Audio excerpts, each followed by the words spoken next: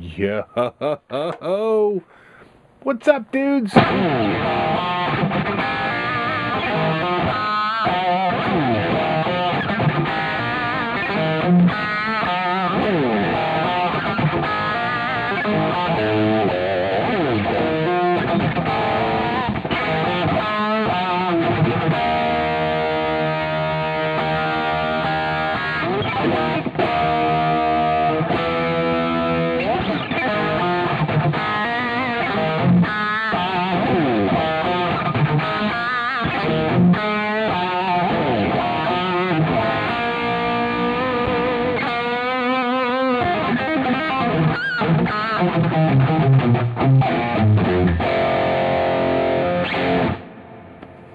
It's hard to work an F because you want to go it's only a half step away. I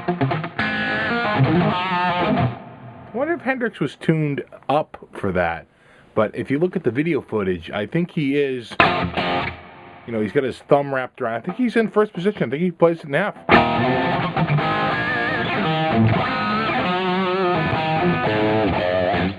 And kudos to the person who suggested playing In From the Storm.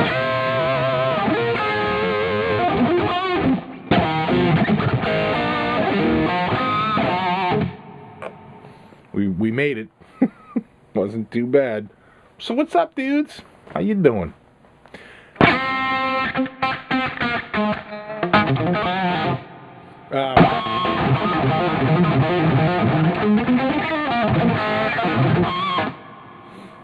Playing Guitar Rig 5. This is the Jump amp, which is like a modified Marshall.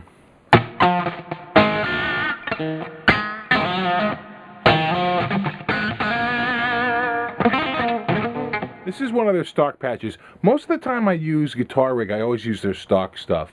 So like this is their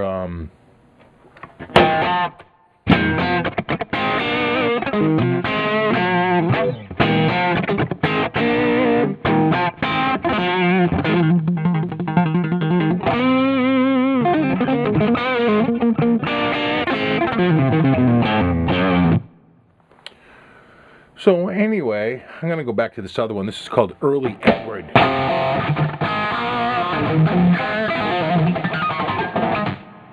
I like the brightness of it, you know.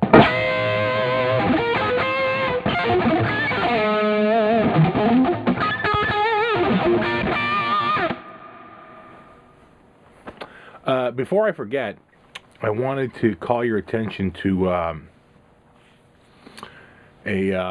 buddy of mine, Chris Nelson.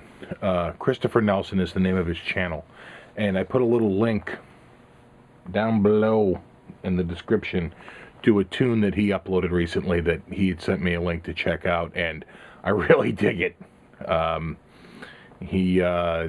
He's the singer in the band Lotus Land, which I had mentioned to you a while ago, several videos ago. I talked about Lotus Land, which is a Rush tribute band. And, I mean, the guy can sing like Geddy Lee. It's just amazing. And the whole band just sounds fantastic. And I caught them back in December at the CBS Scene, or what is it called? No, it's not Patriot. It's at Patriot Place, Showcase Live. And they were really awesome. And I just emailed and said how much I dug the show and all this stuff, and we've been sort of emailing back and forth, and he said, you know, I happen to upload an acoustic tune, you know, well, you could check it out. And I was like, dude, that's awesome. It's like really good. So check it out. I have a link down there. I try to bring my subscribers, you know, some nice music from time to time, and he's got it going on. So he plays bass, obviously. He does the Geddy part and the tribute band. But in this, he's playing acoustic, and I think he's got an open G tuning going on and a capo and you know, a bunch of stuff. But you can see his rolls are really good. He's got a really interesting you know, technique.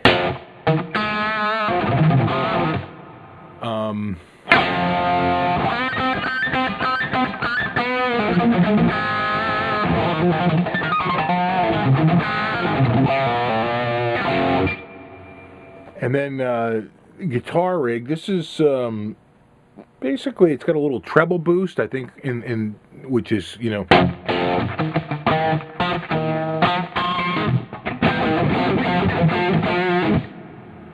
which is I think really brings it keeps the jump from getting too muddy.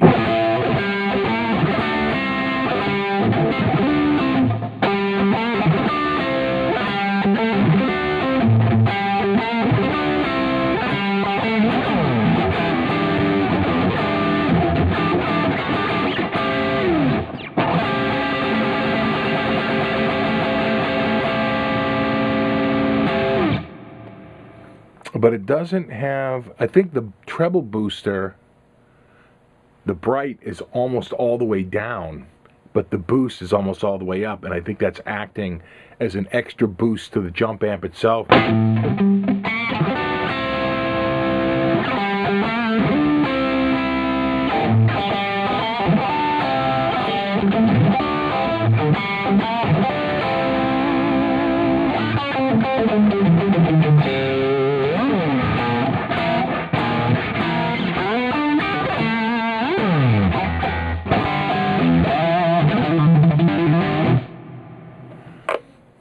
No, I really dig this amp. It's got this is supposed to be early Edwards, so it adds this like octaverb,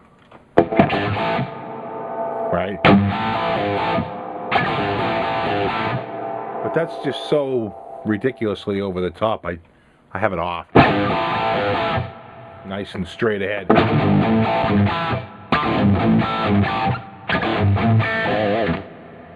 It's got another reverb on it, but it's just not as nearly as overbearing.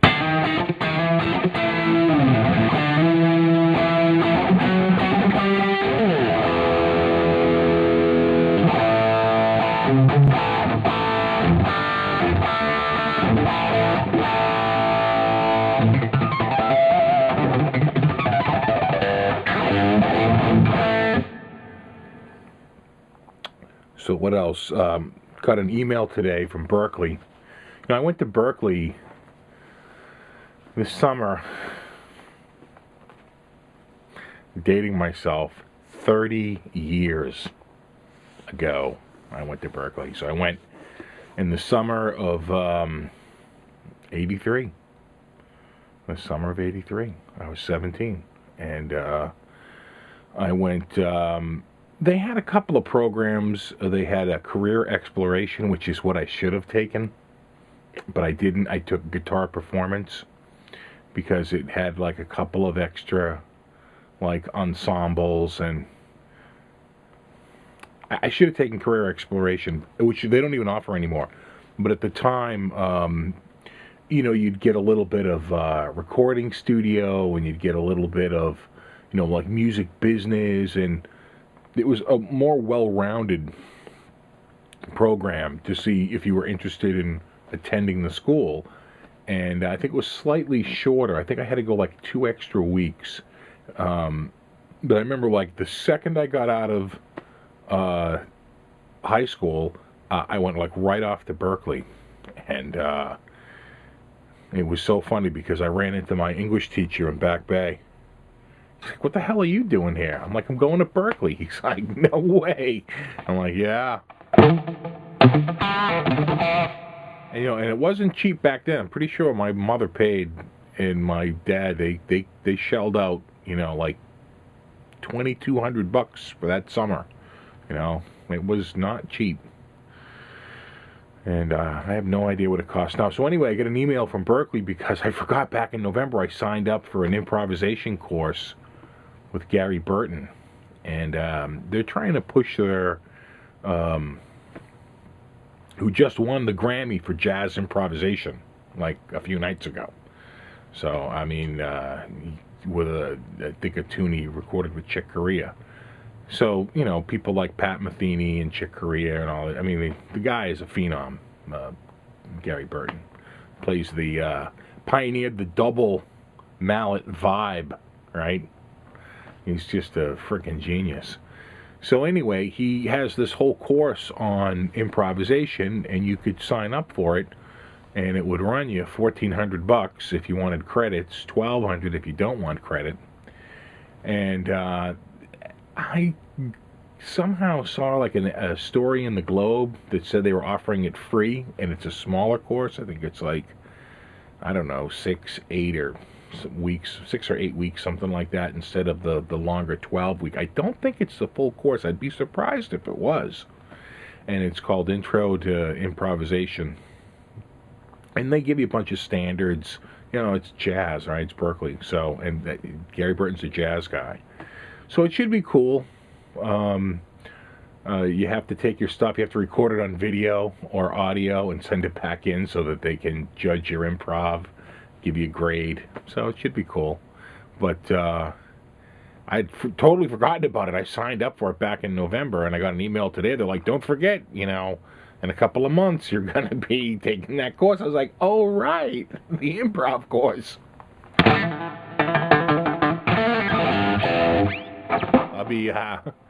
I'll be doing all my,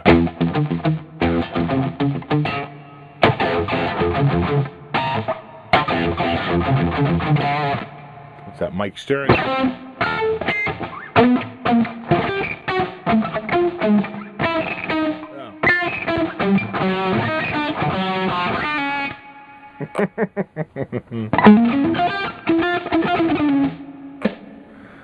Good luck on that one. Chromosome.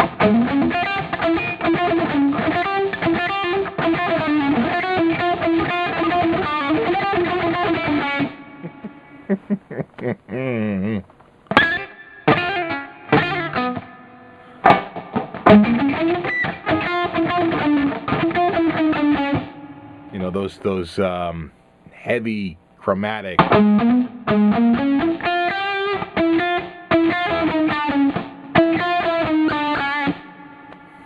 Yeah, pretty crazy. And he had a great ballad. Let me see if I get. Again, this is all the jump amp. You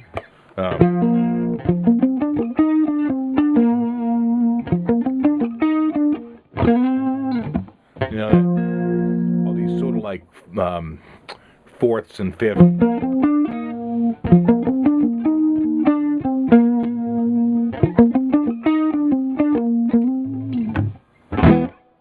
I really like Mike Stern. If you don't know who Mike Stern is, he's a pretty killing, awesome jazz sort of fusion guy who played a lot with Michael Brecker.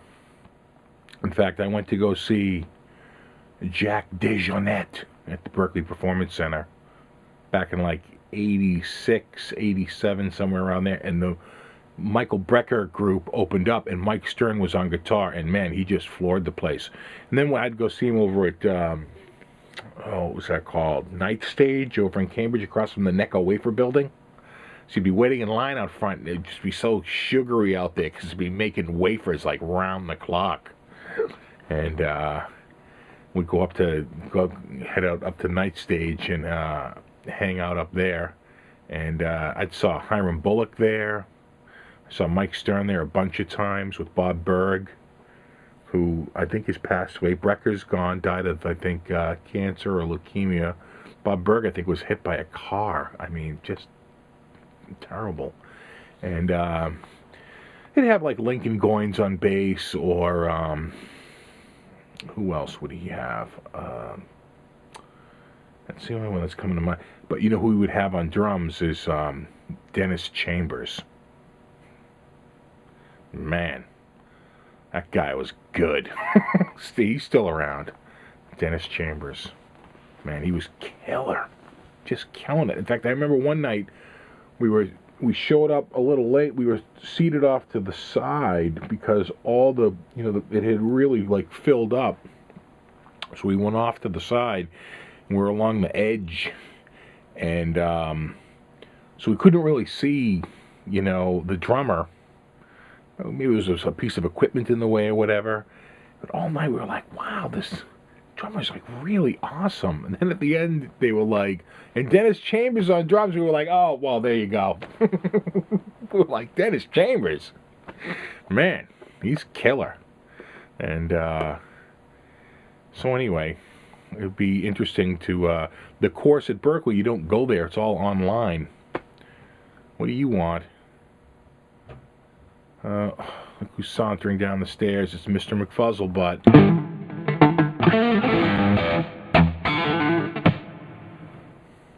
What are you looking for? Huh?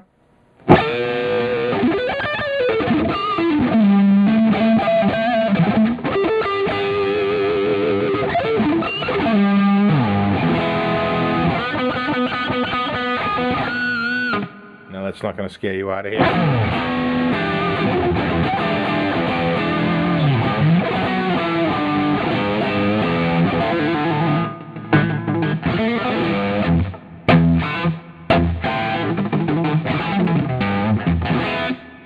Got the ears pinned back, like, what the hell is that?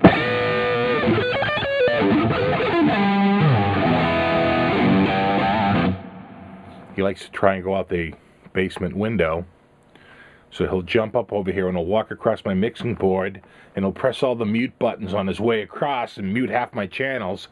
I'll go to do something, I'll be like, why isn't this channel coming through? It's because Dum-Dum hit the mute buttons, right?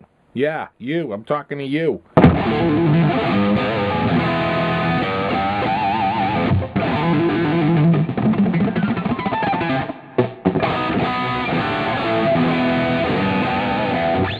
What are you looking to go out? It's cold out. You don't want to go out.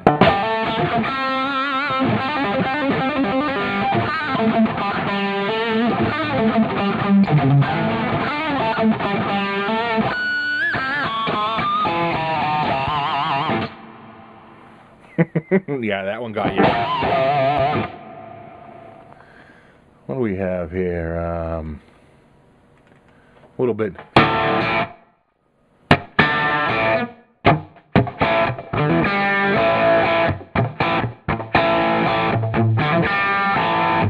That's called Black Angus lead. So they have to say Black Angus. You better not hit my tripod. Get out of there, you. That's not yours. He likes to rub his face against it to declare it his own, but he's gonna, like, knock my camera around.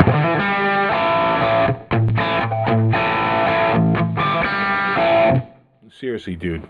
Why don't you come up here and show yourself? Come on. Come on up. No. Come on. Come on. Gonna come up here? No? No? Oh, God. You are the world's worst fucking cat. You really are.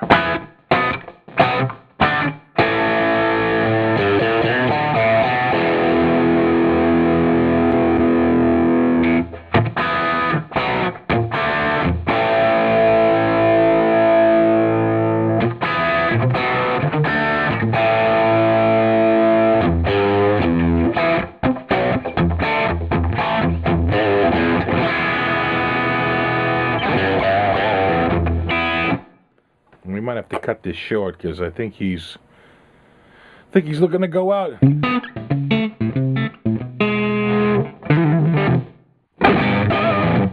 Come on up here. Show yourself now, or leave.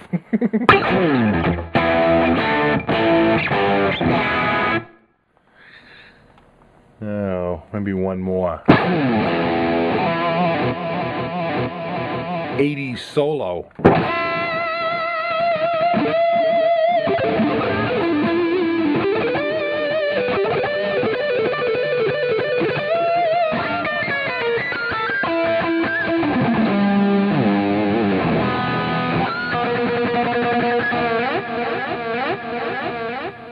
No.